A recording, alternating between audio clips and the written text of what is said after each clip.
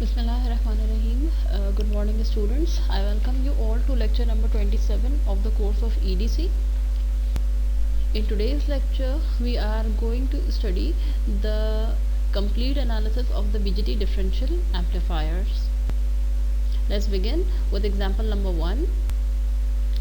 Please consider the circuit where a differential amplifier which is BJT based has been given, and you can very clearly see that at the input terminal of transistor Q1 a DC supply and an AC supply is here.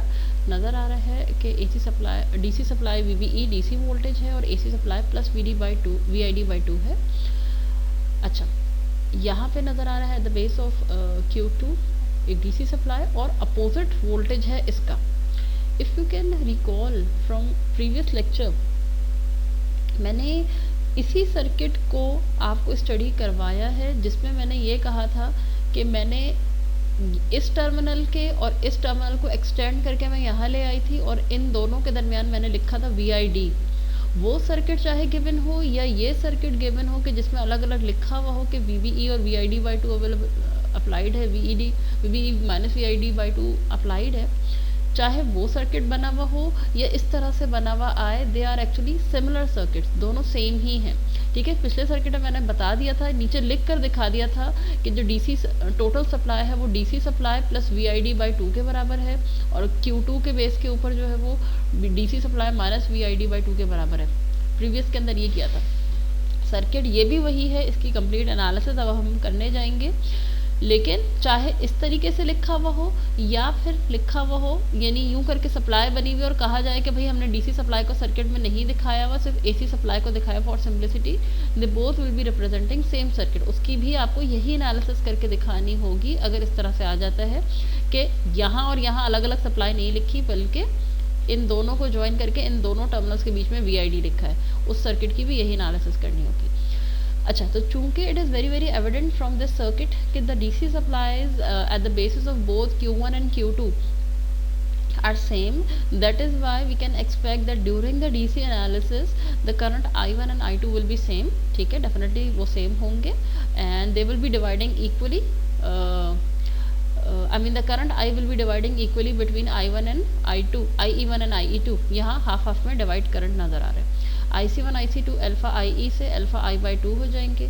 VC1 चाहे आप यहाँ VC1 के लिए DC का symbol लगा लें ज़्यादा बेहतर रहेगा. I mean use the complete AC complete symbol for this. Better कि आप यहाँ DC का सिंबल लगा लें.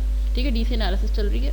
VC1 VCC minus IC RC के बराबर है. ज़ाहिर है जब आप यहाँ पे DC का सिंबल लगा रहे हैं तो यहाँ IC भी इसलिए DC लगाया गया हुआ है. अच्छा, अब आपने यहाँ DC IC की सिंपली वैल्यू पुट कर दी, जो आपकी VC1 है वो आपके पास आ जाएगा. VC2 is here somewhere. VC2 के लिए भी DC का सिंबल यहाँ लगाया हुआ है. VCC minus IC2 RC, IC2 भी DC यूज़ किया हुआ है और IC2 की वैल्यू पुट कर दी है. तो ये तो सारी DC एनालिसिस आ गई और DC एनालिसिस में सारे आपके पास करंट्स भी आ गए, वोल्टेजेस भी आ गए. The next thing will be how to perform the small signal analysis of the circuit in the presence of two differential signals applied. एक plus VID by 2 है, दूसरा minus VID by 2 है. Let us see this. For the sake of I mean removing all types of confusion, मैंने इस step में ये किया यहाँ पे कि जिस सर्किट का मैं प्रीवियस स्लाइड में जिक्र कर रही थी, मैंने उन दोनों को ही यहाँ पे बना दिया है कि चाहे सर्किट ऐसा बना हुआ आए या चाहे सर्किट ऐसा बना हुआ आए, मतलब दोनों का बेसिकली सेम ही है कि दोनों के बेसिस पे DC वोल्टेज सेम है और AC वोल्टेजेस अपोजिट हैं. इसके ऊपर हमने DC वोल्टेज को शो नहीं किया है फॉर सिंप्लिसिटी. यहाँ लिख कर दिखा दिया है कि जो DC वोल्टेज है वो Q1 Q2 के ऊपर सेम है, शो नहीं किया गया है. और AC वोल्टेज जो इस तरह से लिखा हुआ है इसका ऑब्वियसली मतलब यही है कि प्लस VID by 2 Q1 में जा रहा होगा, माइनस VID by 2 Q2 में जा रहा होगा. तो इसको हम यहाँ पे लिख कर दिखा सकते हैं. तो दोनों सर्किट्स बेसिकली सेम हैं और जो एनालिसिस इस वक्त आपके पास चल रही है एग्जांपल 1 के अंदर, चाहे ये सर्किट बना हुआ है ये सर्किट बना हुआ है, आप यही एनालिसिस करके दिखाएंगे. Let us now continue with the small signal analysis of the circuit. First of all, please try to observe that we will be removing this VCC source. ठीक है, इसकी जगह क्या आ जाएगा, इसकी जगह ग्राउंड आ जाएगा, RC आ जाएगा, यहाँ RC आ जाएगा. इसकी जगह पे क्या आ जाएगा, इसकी जगह पे पूरा एक ओपन सर्किट आ जाएगा, इसलिए कि एक डीसी करंट सोर्स थी। अच्छा, सिंप्लिसिटी के लिए मैंने किया क्या है, सिंप्लिसिटी के लिए मैंने इस वक्त Q1 का ये वाला हिस्सा RC को हटा दिया है मैंने Q1 के। इसी तरह से Q2 के भी RC को मैंने सिंप्लिसिटी के लिए डिज़ाइन नहीं किया है। क्यों नहीं किया अभी ये पता चलता है। लेकिन सबसे पहले Q1 के स्ट्रक्चर को देखें। Q1 के इनपुट के ऊपर सप्लाई है जिसका नाम है प्लस VID/2, वो ये रही। मैं बेसिकली इसको हाइब्रिड बाय मॉडल से सॉल्व करी। मैंने हाइब्रिड बाय मॉडल रखा, लेकिन मैंने हाइब्रिड बाय मॉडल में आर पाई रेजिस्टेंस नहीं बनाई। अगर मैंने आर पाई रेजिस्टेंस नहीं बनाई तो मुझे क्या करना चाहिए, मुझे आर पाई दिखानी तो थी ना। उसी मॉडल के अंदर मैंने आर ई रेजिस्टेंस दिखा दी। आर ई क्यों दिखा दी, कि मैंने आपको पहले भी बताया था कि हाइब्रिड मॉडल और टी मॉडल दोनों सेम मॉडल्स हैं बीजेटी के सॉल्व करने के। दूसरी बात, आर ई और आर पाई एक ही रेजिस्टेंस के दो नाम हैं। ये बेस एमिटर की फॉरवर्ड रेजिस्टेंस को इंडिकेट कर रहा होता है। अगर बेस पे बनाए जाएं तो उसको कहते हैं हम आर पाई, अगर हम उसी रेजिस्टेंस को एमिटर पे बनाएं तो उसको कहते हैं हम आर ई। ये मॉडल बेसिकली मैंने इसलिए बनाया है कि बुक में बेसिकली ये वाला केवीएल यूज़ करते हुए कुछ ऐसी एनालिसिस शो की गई है, लेकिन बुक में ये मॉडल नहीं बनाया गया हुआ। तो अगर हम इसको इस मॉडल के थ्रू समझेंगे तो इसको अंडरस्टैंड करना ज़्यादा हमारे लिए आसान होगा। तो सबसे पहले तो आप ये ऑब्जर्व करें कि इंस्टेड ऑफ ड्राइंग आर पाई, मैंने आर पाई नहीं बनाया, उसको मैंने एमिटर पे बनाया, तो मैंने उसको आर पाई लिखा, आर ई लिखा। ये बेसिकली GMVBE वही करंट सोर्स है जो कि बीजेटी के मॉडल में होती है, और आगे ज़ाहिर है जाके यहाँ RC वगैरह लगता। मैंने यहाँ इसको इस तरह से शो कर दिया कि आगे के सर्किट में इस वक्त हम इंटरेस्टेड नहीं हैं, मैंने इसको यहाँ शो कर दिया। अब आ जाए कि इस बीजेटी का एमिटर जो टर्मिनल है वो आके किससे कनेक्टेड है। एमिटर टर्मिनल आगे आने के बाद कनेक्टेड है Q2 के एमिटर टर्मिनल से। अच्छा, Q2 का भी बिल्कुल तकरीबन वैसे ही मॉडल बनेगा जैसा कि Q1 का बना है। The only difference will be that it's supply voltage will be -VID/2 rather than plus VID/2।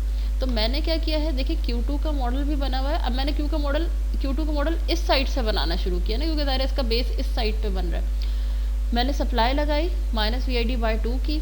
इसके आर पाई की जगह मैंने क्या किया, इसके आर पाई की जगह मैंने हटा दिया था, इसका भी आर पाई हटा के मैंने इसके एमिटर पे आर पाई दिखा दिया।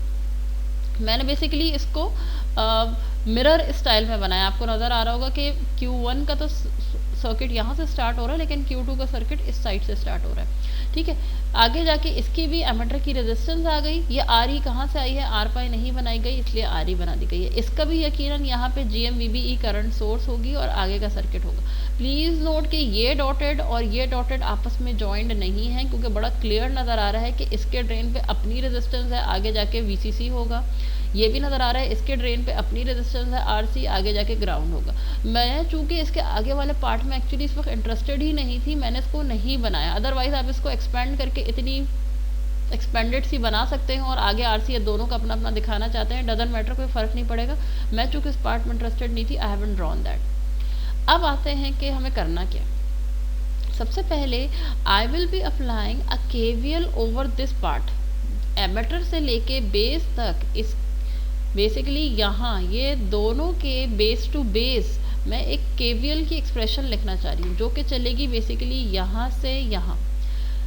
अगर एक बात आप ऑब्जर्व करें तो ये बात पता चल जाएगी कि अगर ये सोर्स रिमूव हुई है तो जो एमिटर करंट ऑफ 1 है वही तो Q2 के अंदर भी जा रहे हैं, लेकिन एमिटर करंट ऑफ 1 का डायरेक्शन जो है वो ज़ाहिर है यहाँ से ये होगा जिसको मैं शो कर रही हूँ। एमिटर करंट ऑफ 2 का डायरेक्शन क्या होगा, इसके अपोजिट होगा। ये एमिटर करंट ऑफ 2 है, कह सकती हूँ मैं। तो अगर मैं KVL लिखना चाहूँ, सबसे पहले जो मैं KVL लिख रही हूँ एमिटर करंट ऑफ 1 की फॉर्म में लिख रही हूँ, यानी कि वो करंट जो Q1 का करंट है और वो सीरीज में Q2 के होने की वजह से Q2 में भी जा रहा है। ऑफकोर्स बेस बस के नहीं जा रहा होगा। कहने का मकसद है I am writing an expression in terms of the emitter current of Q1 not Q2। तो अब मैं यहाँ से वो एक्सप्रेशन लिखने की कोशिश करूँगी जो यहाँ से यहाँ तक जाएगी। इसी की पार्ट की मैं बात करी जो मैं यहाँ सर्किट पे मेंशन करी हूँ। माइनस ऑफ VID/2 ये रहा, प्लस ऑफ इस रजिस्टर का ड्रॉप, इसका ड्रॉप कैसे निकलेगा, यहाँ पे करंट IE1 इंटू RE। चूंकि मैं एमिटर करंट ऑफ 1 की बात करी हूँ तो मैं इसको भी इस लिहाज से लूँगी कि करंट इस टर्मिनल में एंटर हो रहा है। आपको पता है करंट जिस टर्मिनल में एंटर हो रहा होता है हम उस टर्मिनल को पॉजिटिव लेते हैं। तो मैंने फिर से कहा IE1 इंटू दिस RE, ये वाली RE आ गई, then plus of this supply voltage जिसकी क्या वैल्यू है, then plus of this supply voltage जिसकी वैल्यू है -VID/2। -VID/2 will add to form -VID और ये 2IE1RE बन जाएंगे।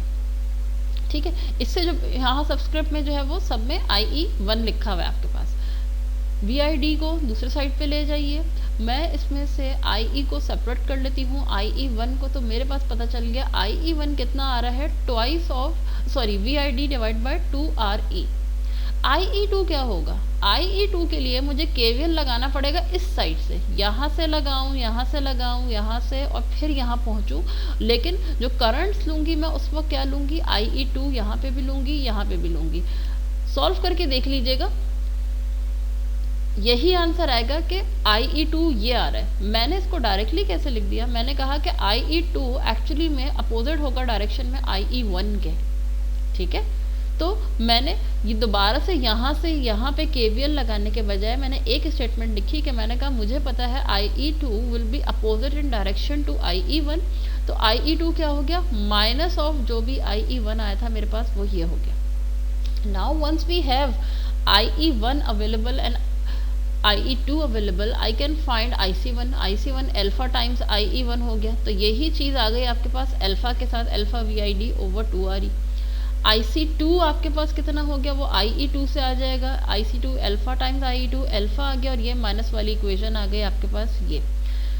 अच्छा, इसको ब्रैकेट ओपन कर लिया, ये आपके पास IC2 आ गई। Now please try to observe कि जो करंट्स आ रहे हैं IE1, IE2, IC1, IC2, please note that these are not DC currents.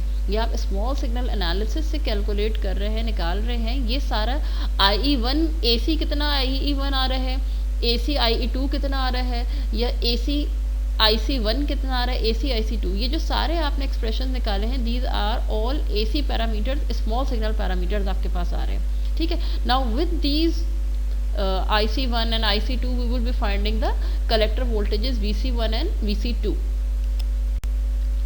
इस स्टेप में अब हम ये करेंगे कि प्रीवियस स्लाइड के ऊपर IC1 और IC2 हमारे पास जो एक्सप्रेशन आ रही है उसको थोड़ा सा उस फॉर्म में लिखेंगे जिस फॉर्म में वो बुक के अंदर लिखी हुई है। For this purpose we should know that RE is equal to R pi by 1 plus beta. ठीक है, RE और R पाई में ये रिलेशन एग्जिस्ट करता है, दैट वी ऑलरेडी नो। अच्छा, R पाई का अपना फॉर्मूला क्या है, मैंने 1 प्लस बीटा को एज इट इज रहने दिया, और R पाई का फॉर्मूला क्या है, बीटा VT ओवर IC। ये बेसिकली किसका फॉर्मूला है, ये फॉर्मूला है R पाई का फॉर्मूला। R पाई बराबर हम कैसे कैलकुलेट करते हैं, बीटा VT ओवर IC से कैलकुलेट करते हैं। अच्छा, इसके अंदर बीटा और बीटा ओवर 1 प्लस बीटा की जगह मैं क्या लिख सकती हूँ, बीटा अपॉन 1 प्लस बीटा की जगह मैं लिख सकती हूँ अल्फा। तो अगले स्टेप में मैंने RE की इक्वेशन में बीटा ओवर 1 प्लस बीटा की जगह अल्फा लिखा, VT over IC as it is रह गया। अच्छा, मज़ीद ये कि अगर थोड़ा सा ऑब्जर्व करें इसको VT और IC, तो आपको पता होगा GM का क्या फॉर्मूला होता है, GM का फॉर्मूला होता है IC ओवर VT।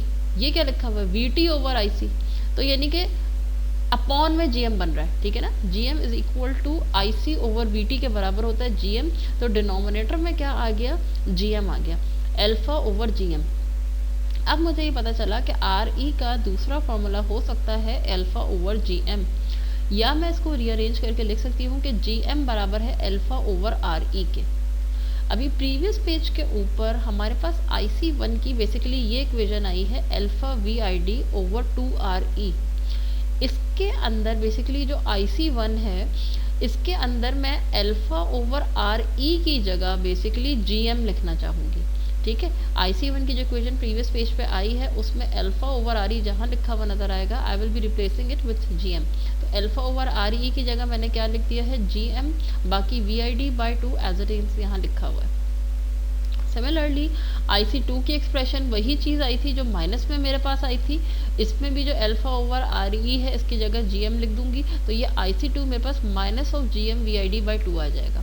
तो अब अगर आप ऑब्जर्व करें तो मेरे पास इस सर्किट के लिए DC वैल्यूज़ भी आ चुकी हैं और AC वैल्यूज़ भी आ चुकी हैं। जब भी मैंने ज़रा इसको, although this is not part of the small signal analysis, मैंने यहाँ मेंशन कर दिया कि IC1 अब टोटल मेरे पास कितना आ गया है, DC IC1 plus AC IC1 के बराबर आ गया। DC IC1 कितना है, अभी हमने DC एनालिसिस में फाइंड किया था, अल्फा I/2 है, और AC IC1 कितना है, GM VID/2, जो कि मैंने यहाँ से लिखा है, ये लिखा हुआ नज़र आ रहा है। सिमिलरली IC2 टोटल मेरे पास कितना है, DC IC2 plus AC IC2। DC IC2 भी आपको पता है DC IC1 के बराबर ही है था, इस DC एनालिसिस में हमने देखा था।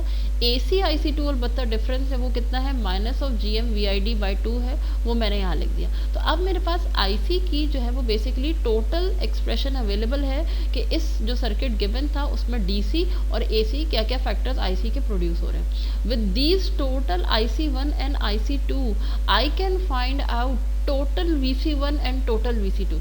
Late us try to see this. Now we can find the complete collector voltage VC1। VC1 का फॉर्मूला यही रहेगा सारे सर्किट के लिए, VCC माइनस IC RC। ये जो IC लिखा हुआ है, please note it is the total IC। मैंने सब्सक्रिप्ट में TOT का वर्ड टोटल का नहीं लिखा है, सिंबल इंडिकेट कर रहा है कि this is representing the total IC। मैंने VCC लिखा, IC जो टोटल अभी प्रीवियस पेज पे फाइंड किया है मैंने वो लिखा, और RC से मल्टीप्लाई कर दिया। सिंपली ब्रैकेट ओपन करें, माइनस ये भी आ जाएगा और ज़ाहिर ये टर्म भी आपके पास माइनस में चला जाएगा। So now we have this expression for VC1। इसको थोड़ा सा ऑब्जर्व करके ये ज़रूर देख लें कि इस पूरी एक्सप्रेशन के अंदर DC पार्ट कौन सा है और AC पार्ट कौन सा है।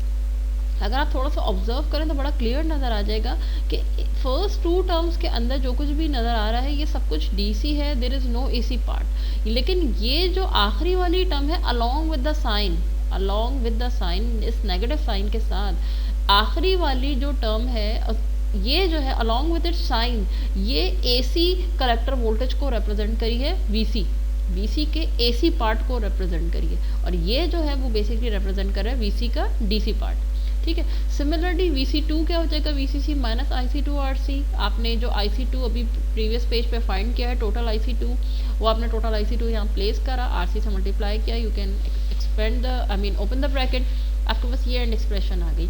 इस एक्सप्रेशन में भी बहुत क्लियरली ऑब्जर्व करें कि फर्स्ट टू टर्म्स जो हैं वो DC को इंडिकेट कर रही है, DC कलेक्टर वोल्टेज को इंडिकेट कर रही है, और and last term including its sign is representing, it is representing the AC collector voltage at Q2।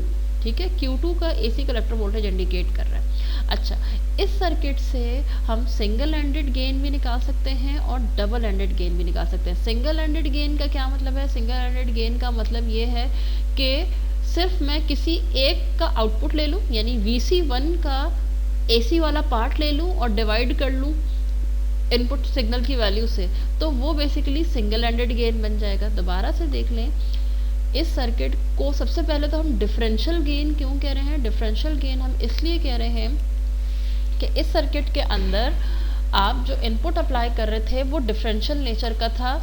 Differential means opposite in polarity but same in magnitude. यहाँ पे प्लस VID/2 है, यहाँ minus VID/2 है, आपको सेम इनपुट दे रहे हैं but opposite in polarity. That is why you are calling this gain as the differential gain.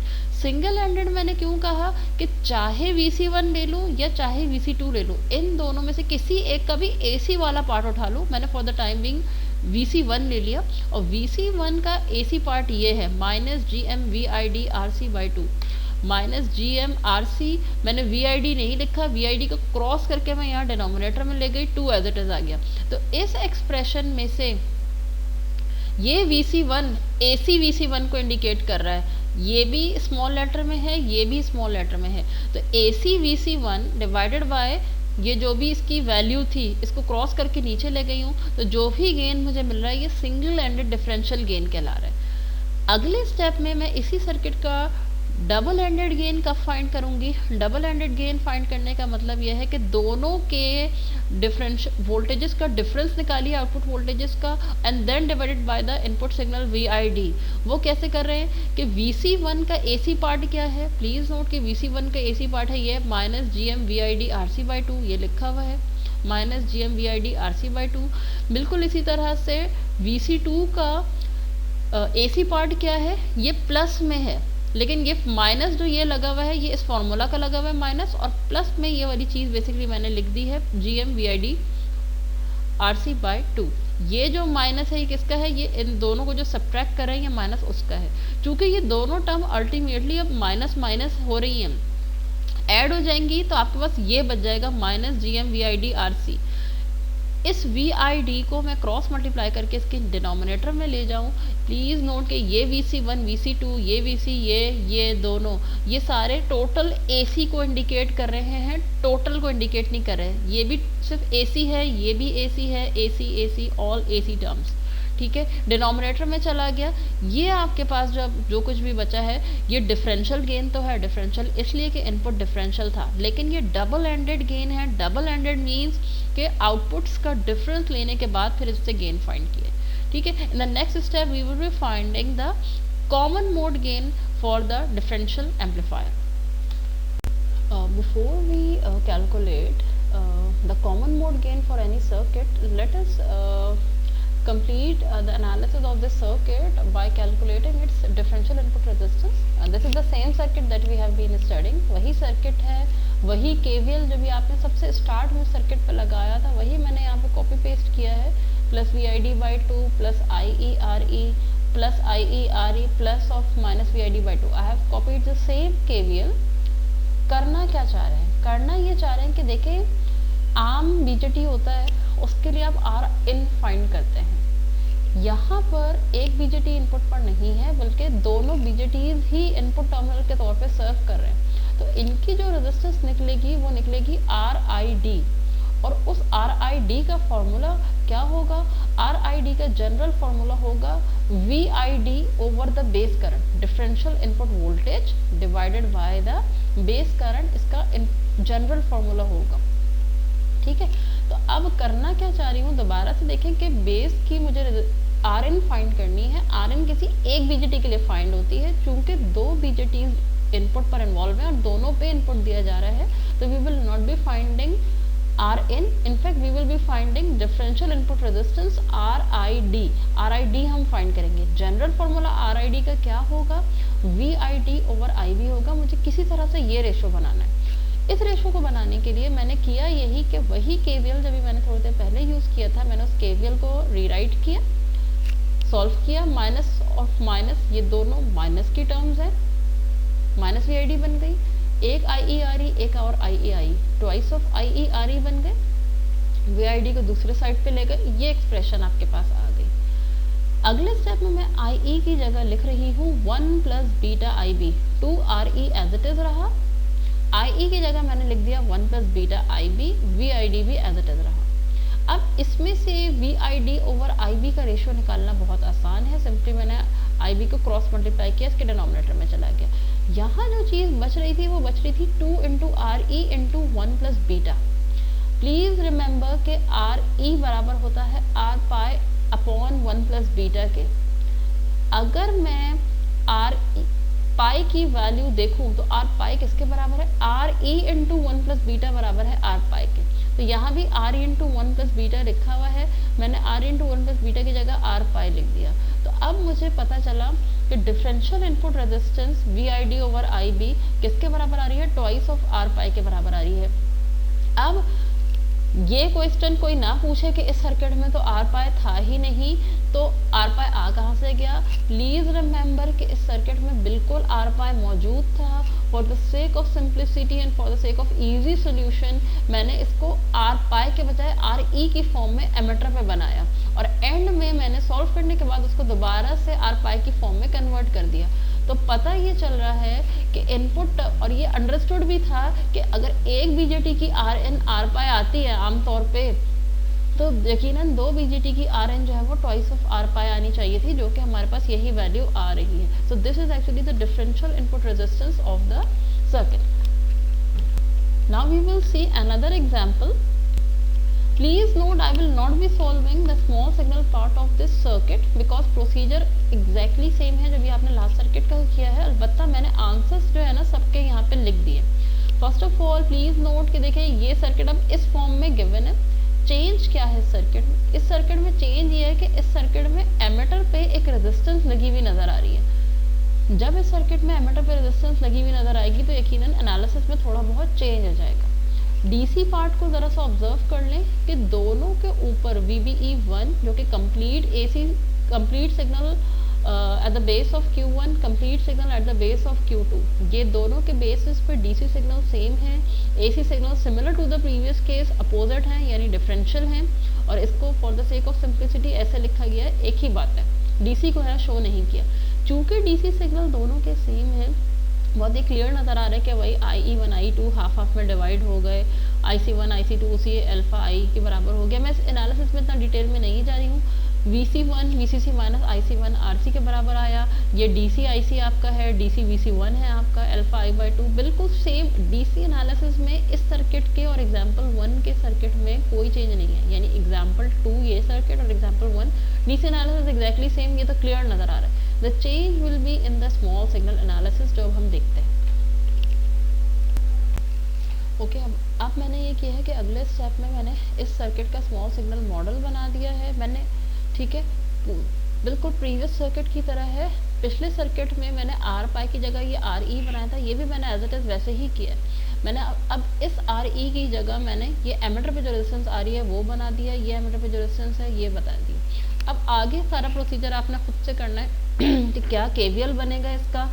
IE2 and में IE1 के बराबर आ जाएगा. ये IE2 की आपके पास एक्सप्रेशन आई होगी, तब आपको अंदाज़ा होना चाहिए IE1 क्या आ रहा होगा.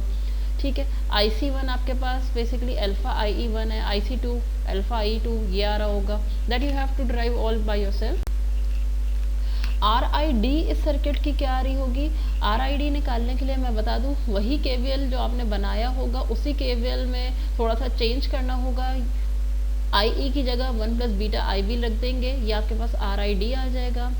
VC1 आपके पास AC पार्ट IC करंट का जो भी आ रहा है, ठीक है ना. पिछले वाले के अंदर तो मैंने आपको DC पार्ट और AC पार्ट मिलाकर भी बता दिया था और अलग से AC पार्ट भी बता दिया था. इसमें मैंने डायरेक्टली AC पार्ट ही लिख दिया. एग्जाम्पल 1 के अंदर हमने पहले AC पार्ट फाइंड कर लिया था IC1 IC2 का. मैंने यहाँ पर जो है डायरेक्टली जो है AC IC से कलेक्टर वोल्टेज फाइंड करके बता दिया है, जो कि ये कलेक्टर वोल्टेज टोटल नहीं है, ये AC कलेक्टर वोल्टेज को ही रिप्रेजेंट कर रहा है. AC कलेक्टर वोल्टेज हमेशा माइनस IC RC के बराबर आ जाएगा. AC कलेक्टर करंट ये है, RC यहाँ पे आ गया. सिमिलरली VC2 भी जो यहाँ लिखा हुआ है ये टोटल VC2 नहीं लिखा हुआ, ये सिर्फ AC VC2 लिखा हुआ है. इसका फॉर्मूला हमेशा माइनस IC2 RC रहेगा. इसकी वैल्यू मैंने यहाँ पे पुट कर दी है जो IC2 आपने AC नेचर का फाइंड किया है प्रीवियस स्लाइड के अंदर. VC2 को सिर्फ रीअरेंज कर दिया है, ये आ गया. VC1 आपके पास जो है वो बेसिकली ये है. मैंने यहाँ VC1 इसलिए लिखा है कि VC1 में अगर इस VID को क्रॉस मल्टीप्लाई करके मैं डिनोमिनेटर में ले जाऊँ तो ये बेसिकली मुझे इस सर्किट का सिंगल हैंडेड गेन दे देगा. और ये VC2 और ये VC1 प्लीज़ नोट दोनों AC नेचर के हैं. मैंने टोटल यहाँ नहीं लिखा हुआ. ये AC VC है और ये भी AC VC2 है. ठीक है, इन दोनों AC वोल्टेजेस का डिफरेंस लिया VC2 माइनस VC1. ठीक है, VC2 ये आपके पास अवेलेबल है या ये कह लें, और VC1 ये अवेलेबल है. इन दोनों का डिफरेंस लिया, कॉमन निकाला VID और पॉन में ले गई हूँ मैं इसको. तो ये बेसिकली इस सर्किट का डिफरेंशियल गेन है. सारे आंसर्स मैंने लेबल कर दिए हैं. मैंने इवन स्मॉल सिग्नल मॉडल भी बना दिया. Try doing it yourself and get these answers. In today's lecture, we are going to study the complete analysis of the BJT differential amplifiers.